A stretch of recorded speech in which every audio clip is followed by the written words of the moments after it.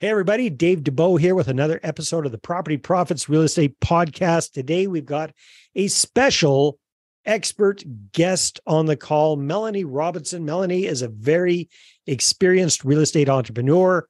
If memory serves me correctly, she's been hot and heavy into the real estate investing since, I think, 2015. She's done some amazing things, single-family homes, multifamily properties, flips, BRRRRs, short-term rentals, kind of you name it.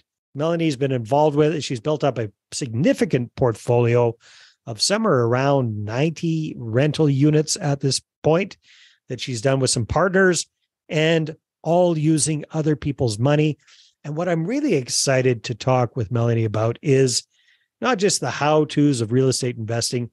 You guys know I've done a gazillion shows about that sort of thing, but it's the mindset side of things, because I don't know about you, but I tend to be my biggest obstacle. This thing between my ears, that's what gets in the way most for me. I don't know if that's the case for you, but Melanie's going to help us kind of sort this out. So Melanie, welcome to the call. Great to have you. Thank you so much for having me, Dave. I'm super excited to be here and serve your community in whatever way I can. Well, you know what, Melanie, we've known each other for quite some time. I've seen your friendly, smiling face across the Zoom land on multiple different things. And I know that you are really, really involved with Corey and Tiffany Young, who I know quite well as well. So yeah, it's great to chat with you like this. And also, you come from a background outside of real estate that's all about really helping people and getting people to the next level. So tell us a little bit about what did life look like before you got into real estate? What got you into real estate investing? And what have you kind of, not just the real estate side of things, but what have you learned about yourself throughout that process?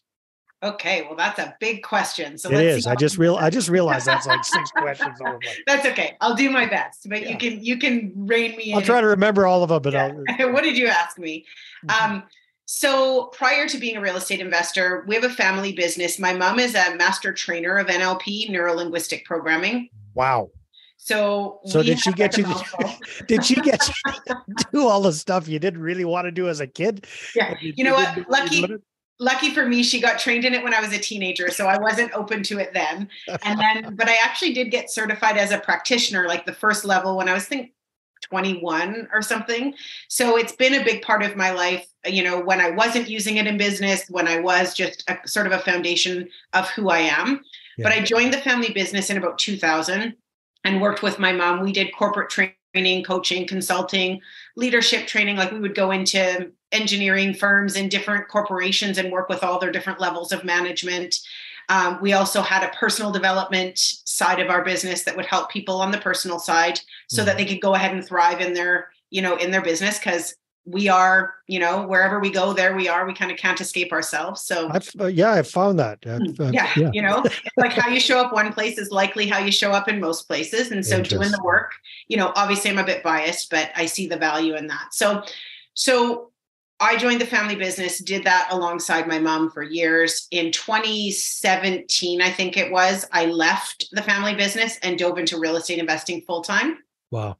So by that time, had your real estate business got to the point where it could support you, or you had to figure things out quickly? Yeah. No, we just made the leap. It was one of those things where truth be told, my mom and I had a contract with an engineering firm that had been, I think, 3 years in a row, and had been enough work that we didn't need other things.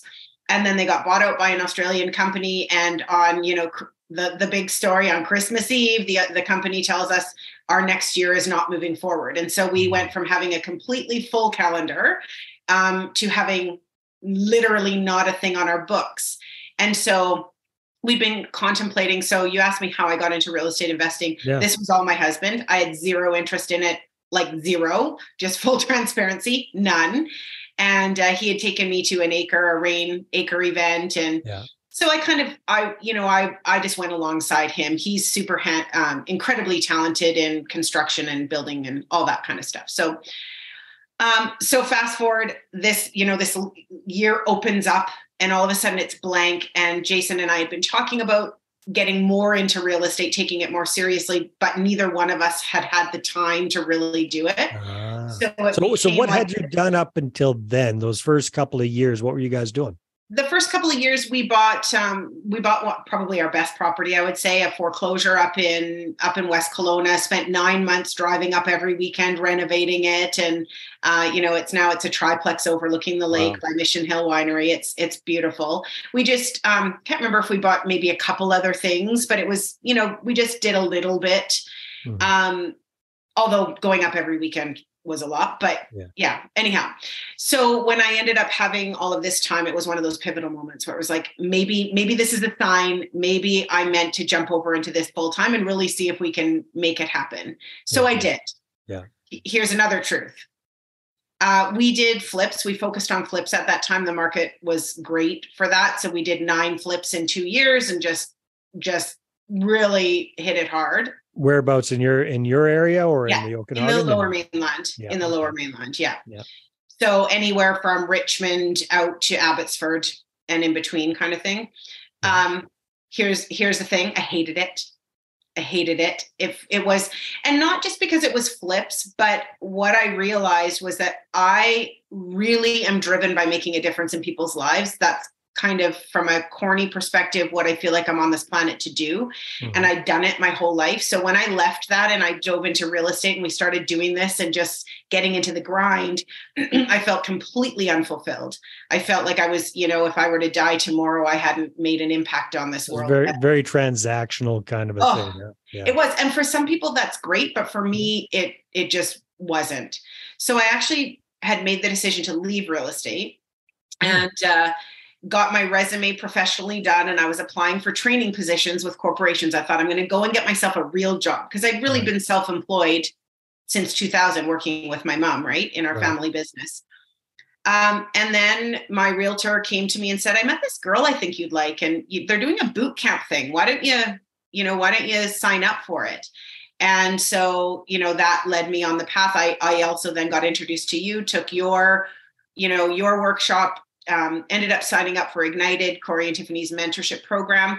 And then when I realized that I could make a difference, and not mindset wise, this was still real estate wise, when I realized that I could make a difference in other people's lives through investing in real estate, i.e., helping people who had a passion for real estate but didn't have the time or expertise to do it, and I could help them fulfill their dream with my expertise. Or joint venture partner type. Exactly. Situation. Joint venture. Like when I realized that I could do that, when I realized that when I'm raising capital, that I am helping somebody else's money grow, somebody who wants to be a passive investor, and I'm helping them achieve what they want to achieve in life. Like when that light bulb went on and I realized that I could do that, it was like poor Jason. Jason got me into real estate investing and I left him in the wind. Like as soon as I realized I could do that, it was like, I just ran. I mean, I was so fired up and excited to be able to do it. Yeah. So that's how that all transpired. In that, I ended up getting invited to do what ended up being Mind Power Mondays in the Fearless Real Estate Investor community for 3 years. I did it every single Monday. And again, that was really my passion, is helping people with their mindset. Well, yeah, why wouldn't I come into this community and share that? I didn't have any, I wasn't doing it. I didn't have a business or anything it just was my passion. It was like, I saw this huge gap in when people are investing in real estate, or especially when you're using other people's money and raising capital and doing all that. If you don't have the mindset, if you don't have the confidence and the belief in yourself and that it's possible, all that stuff, well, then the content of the workshop kind of lands on deaf ears. You can't move forward. So that's, I think I answered your questions. I think so. Yeah. So with your own personal real estate investing, once you got fired up and you stopped doing the flips, then what did you start doing? Such a good question. It sounds like you built up a significant portfolio quickly. Yeah. And so here's something that I think it's really important for investors to hear as well. I got completely fired up. I got so excited. I dove in, and then it took me about a year to a year and a half to take real action. I know. So So I built relationships. I was trying to figure out where I was going to do this, how, with whom, what was this going to look like? I knew I wanted to do it, but I didn't know how I was going to do it. I spent a significant amount of time in the beginning wanting to do it in BC. I hadn't kind of opened my mind to the idea and how I could do it somewhere else. So I was really trying to make it work in BC. The numbers weren't working. Because that's what you knew. That's what you're accustomed to. That's everything that you've been doing so far, right? Yeah, it's all that I knew that was possible. So I fought really hard in the beginning to try to find deals that I would feel proud of, that I felt like I was really offering somebody something amazing. Wasn't having success in that. I mean, I was up in Ashcroft I was doing whatever I could to try to find places, right? Tough to make the numbers work in this area right now. That's right. So I was analyzing things in BC, connecting with investors across the country. I literally just did a post that said, let's connect. And I thought maybe 3 people would want to Zoom. Well, everybody was like, let's Zoom. So I just started talking to people, connecting with people. At the end of the day, after months, a year and a bit, I ended up landing on investing in New Brunswick. So I have business partners in New Brunswick. So for me, another piece was, and everything is so personal. I think in real estate, you have to do what's aligned with you. You have to do what feels good for you. What's right for me isn't right for you. And so it's really knowing who you are and what's important to you. I knew myself well enough to know, and many investors do it, and I think they're amazing for it, by the way. But I didn't feel comfortable using other people's money, being the working partner, and not being there to touch, smell, check on the properties. I know a lot of people do, and they have faith in their team and their property manager. So it's nothing against, I'm not saying that's not a right way to do it. I'm saying for me, it didn't resonate. It wasn't aligned. I wouldn't have been able to sleep at night. Knowing you wanted to have direct boots on the ground, so to speak. That had a vested interest, that cared as much about the property's success as I did.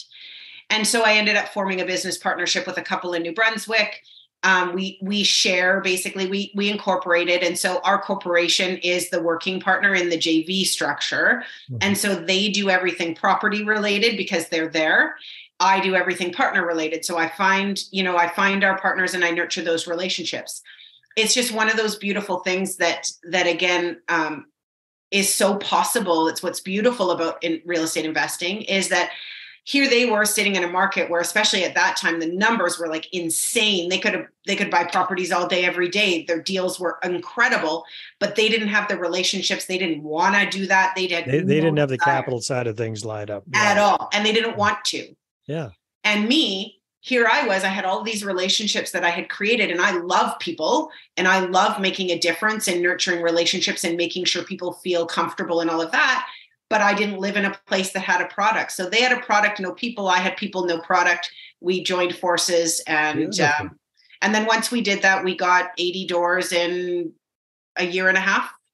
So what does that look like? What is, as far as your property mix, what kind of deals are you doing? They are, so anything that was 2, 3, and 4 unit buildings, we did with JV partners. And anything above that, we bought in our corp, and I raised capital for it. And we're doing BRRRRs, and we're not done our BRRRRs yet. So the goal is that we will pulled off all the perfect BRRRRs and have no money left, like no money in any of the deals, and own those properties. So the 5+.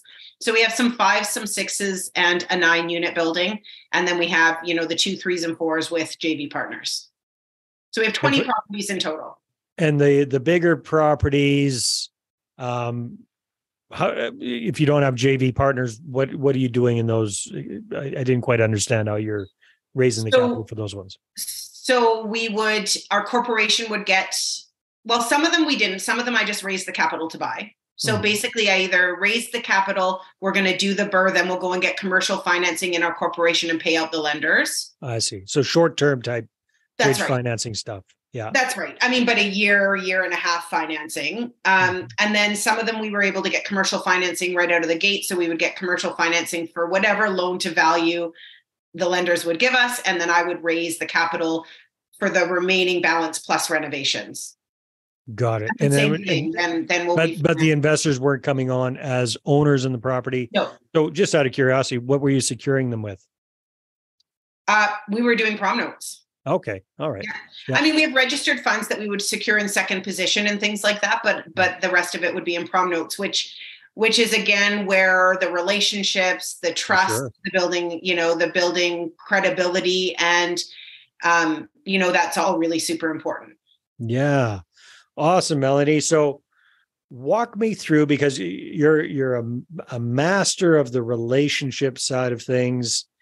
Obviously, what works for you is not going to work for everybody, but what do you find works well for you for getting these relationships going, nurturing them, keeping in touch with people? What does that look like for Melanie? Have you got it kind of set up as a formal system, or is it more organic? That's a fascinating idea. Hold that thought for a second. Hi there, this is Dave Dubeau, and real estate investors hire me to raise capital the right way. Why? Because most of them are stuck with too small of a portfolio, and they don't know how to attract investors and raise money for their deals. So I help them to connect, capture, and close their ideal money partners. Bottom line, when you've got a deal, you're going to have the capital to do it. So go ahead and book a no-cost capital clarity session with me at bookachatwithdave.com. Again, that's bookachatwithdave.com. It's way more organic. And I mean, I probably quote unquote should. Even before this podcast, I know from taking your workshop and everything, you're very systemized. It's incredible. I am not systemized in that way. I'm very much it's definitely organic. I support people to the best of my ability and every challenges that they might have, whether it's to do with our property or not. I think the key for me personally is I really do care. And this just happens to be what I was born caring about. I haven't had to work hard at it. I actually have to work probably the other way in not caring quite so much, in not, because there's only so much sort of time and energy that you can do. I care a lot. And so I truly just care about people, how they're feeling. If they're not comfortable with something, I wouldn't want them to do it. I would never pressure anybody into anything because I want them to be able to sleep at night. I mean, it just comes very natural to me. Yeah. Plus, truthfully, the NLP model has a huge piece of it that is building rapport, communication skills, language, all of those skills, which I probably don't even recognize that I'm using because it's just ingrained in your head now. Yeah, for that's sure. Right. That's right. Interesting. No, that is fascinating. And hats off to you and your partners for scaling up so quickly. I think everybody's heard of New Brunswick now. So now it's getting a little bit more difficult to find those smoking hot deals, but it's still so much better than BC for sure. 100%. Yeah. So you've got about 90 units across 20 properties. How many, more or less, how many investors or joint venture partners do you guys have altogether between the ones that are active and the ones that provided you with some short-term financing? Yeah, it's funny. I was just looking at that because I was issuing all of my T5s. Yeah. So that gave me like a really good. So we have about 80 doors in New Brunswick, and then we have some here in BC as well. So I'm kind of on the two different ends. Some of the stuff here in BC is on our own. We do have a few properties with JV partners here, and then the majority, the bulk, of our stuff is in New Brunswick. So I would say this is going to be a guesstimate, but I think I have about 15 JV partners, and then I have about 25 private lenders, I would say. Yeah. Very, very cool. So Active Melanie, you've been immersed in this whole mindset thing for a long time, right? You kind of professionally grew up in that, and you're surrounded that with your family. So working with real estate investors, what do you find is the some of the main things that get in our way? What are the main things you're helping people work through? Yeah, really to the next level. A big one is fear. I feel like fear is one of the biggest challenges that investors face. Fear of failure, fear that they're going to lose other people's money, fear that people aren't going to want to invest with them, fear. Fear is a big, huge challenge for people. Mm-hmm. So that's a big one. Confidence is another one. Beliefs, like believing it's possible, believing that you can do it, believing in yourself. All of, beliefs is a huge piece of it too. A lot of things like overwhelm. People are really overwhelmed with all of the things that they need to do in their life. They want to be successful in real estate, but they feel overwhelmed between work, kids, all of the responsibilities. So helping people break that down is something that I spend a lot of time doing as well. Yeah. So again, impossible to dive super deep into it in a very short conversation. But when you are helping somebody work around fear, because I think that would be a huge one, can you provide the listeners or the viewers with any tips on how you work with people and how you help them get out of that fear state? Yeah. And like you said, I mean, it's challenging to cover it in a short period of time, but let me say this. So the mind is incredibly powerful. We have dialogue going on inside of us all the time. We're saying things to ourselves, and that creates how we feel. So Super Cole's notes, it's like we're constantly running a dialogue, saying things to ourselves. It causes our brain to release chemicals to our body. That makes us feel a certain way. And then we take action or don't based on how we're feeling about that. So that's kind of across the board, no matter what the challenge is. It's the foundation of what I'm sharing. I mean, ultimately, at the end of the day, we got to get control of this if we want to create the success we want. So with regards to fear, there's lots of it. It is personalized. So if I'm doing one-on-one coaching, I would dive in with the person as to what it is. But here's the commonality. Here's the deal. When you're afraid, you are making up that it's going to go bad. Okay. You literally have nothing has happened right now. We don't have a crystal ball. We don't know we don't know what the outcome is. So we have a choice. We either make it up that it's going to go well, or we make it up that it's going to be a horrible failure. And whatever we make up, that story that we tell ourselves causes our brain to release those chemicals, and we get a feeling.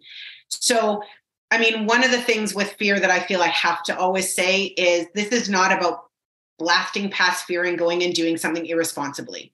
This is under the presumption that you have done the due diligence, you've taken the courses, you know what you're doing to the best of your ability. We all make mistakes, but that you've done that piece of it. If you've done that piece of it and then fear is stopping you, then it's a matter of changing the way you're thinking about it in order to change how you feel. And we literally have a choice at every moment. Do I want to imagine that this is going to go horribly wrong? Or do I want to imagine that this is going to be the most amazing thing I've ever done? When I think it's going to be amazing and I imagine how good it's going to feel on the other side, guess what?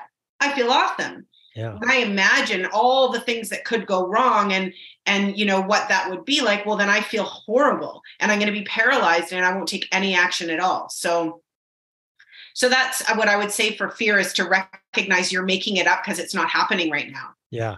It's imagining the worst case scenario instead of imagining the best case scenario. You imagine that worst case and you feel like crap. Yeah. Even though nothing's happened and you haven't done anything. So that prevents you from doing anything, versus think about the best case scenario, how great, and then that's automatically going to make you feel good, which is going to motivate you to take some of that action. You got it. You're a good client. Hey man, I listen. No, that is fantastic advice. And I was just, as you're saying that, I was just thinking back on my own life experience. Oh yeah, I see where I did that properly and where I completely screwed that up. And yeah. And here's the thing. We all sometimes do it naturally. There'll be things where we just automatically imagine the good and we're excited and then there's sometimes where we don't realize that we're literally torturing ourselves. And, and we have a choice. So the big thing is recognizing we have a choice. It's the same thing for anxiety. It's the same, it's the story that we're telling. If something isn't happening in front of me right in this moment, then whatever I'm thinking about, I am making up in some way, right? It's like an argument you had with somebody. You're driving down the road and all of a sudden you're thinking about their argument you had with your spouse earlier. And then, they said this and I said this and he said that and blah, blah, blah. And all of a sudden you're driving in the car and you're like, oh, right? And nothing's happening. Yeah. And so, it's almost like the little kid lying in bed, imagining the boogeyman in the closet. Yeah. It's a grown-up version of that. We do that to ourselves all the time, unless we're conscious of it. Yeah. And so if we want to create success in a way that we haven't created success before, we got to pay attention to what's going on in our inner world. It's like we can't control what goes on outside of us. We can't control the government, the the interest rates, rate, all of that stuff. The only thing we can control is our response to it, what we're saying to ourselves that nobody knows, but it's literally driving our bus. Beautiful. Well said. It's obvious you know your stuff, Melanie, and time flies when we're having fun. So, hey, you know what? Love for you to let people know how they can connect with you, because I'm sure there's a lot of people going, hey, I like what she talked about there. So if people want to find out more about Melanie Robinson, where should they go? Yeah, so a couple of places. One, I've just started a Facebook community for real estate investors with mindset, just called Mindset Reset with Melanie. So that's one thing. You can look for me on Facebook, and then we can hang out and have those conversations in there. And then I have a brand new website, melanierobinson.ca. So you can find me there as well. Awesome. Melanie, it's always a pleasure. Thank you so much for spending some time with us here today and sharing that really good tip. I mean, that fear gets in the way for all of us. So I think that's wonderful. So thank you. Thank you for having me. As you can tell, I kind of love talking about this stuff. You do. And it's something that's important to talk about.